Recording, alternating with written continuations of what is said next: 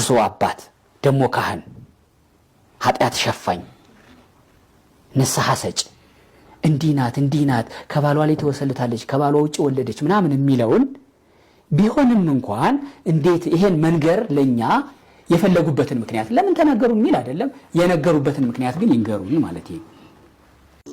ይሄን የተናገርኩበት ምክንያት ሁለት ጥያቄ ነው የጠየቁት። አንደኛ የልጆን ይሄን እንዲናት ብለው የነገሩን በሙሉ ቤቴንም ብሬንም ወሰደብኝ ከሚለው ጋር ምን ያገናኘዋል? አንደኛው ጥያቄ ይሄ ነው። አይ ባይገናኝም የኔንም ስነ ምግባር ስላበላሸች እኔ ምንድነው ያለችው ይጃለችኝ እኮ በቪዲዮ ላይ የለቀቀችው አለ በሱ ጥያቄ ከመጣ በየ ነው በቦታና በአለሽ የለኝም የኔን ስላበላሸችው። እሺ ስለዚህ በዚህ ተናግሬ ያለው ይሄ ምንድነው እሱ ከቤተሰብ ውጪ ከኔም ስነ ምግባር ውጪ ስለሆነች ማሰብ ስላልቻለች ነው የኔ የተናገርኩት።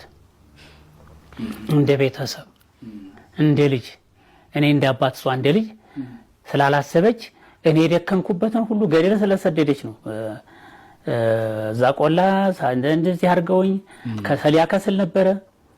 ስለዚህ ስሜን አጥፍታኛለች አጥፍታኛለች በትክክል አጥፍታኛለች ስሙን አጥፍታባይ ከሰል ማክሰል እኮ ኃጢአት አይደለም። ቆዩ እርሶ አሁን የሷን ይሄን የተናገሩት ማለት ነው እኔን ስሜን ስላጠፋች እኔን ደግሞ ቀላል አይደለም። ቆይ ጨርሰ አንቺ ብቻሽን ትነግሪኛለሽ ችግር የለም ማለት ሆኖ እንደዛ አይ ከስነ ምግባር ውጪ ከኔ ስነ ምግባር ውጪ ስለሆነች ነው ያንንም የቤቱን ግምት እንትን ያረችው ማለት ነው። እሺ ስነ ምግባሯ ይሄ ነው እወቀው ማለት ሆኖ እሺ ተረድቻለሁ። ሌላ ወደ ሌላው ጥያቄ ቢሆንስ መናገር እንደ ካህን ተገቢ ነው ወይ?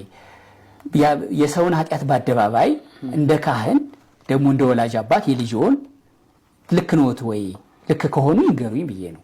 ያው አይ እኔ ይሄን ማለትም የተናገርኩት ያለውን የተበላሸውን ስነ ምግባር የሷን የተናገርኩበት በቃ ከዚህ መስመር ውጪ ወጣለች እና በዚህ ጉዳይ ላይ ደግሞ ያለውን ነገር መናገር ግዴታ አለብኝ መናገር አለብኝ። ካህንም በሆን ቀዳሹ አባቴ ከዳኝ ስትል እንዴት ከዳው እናቴም አባቴም የውሸት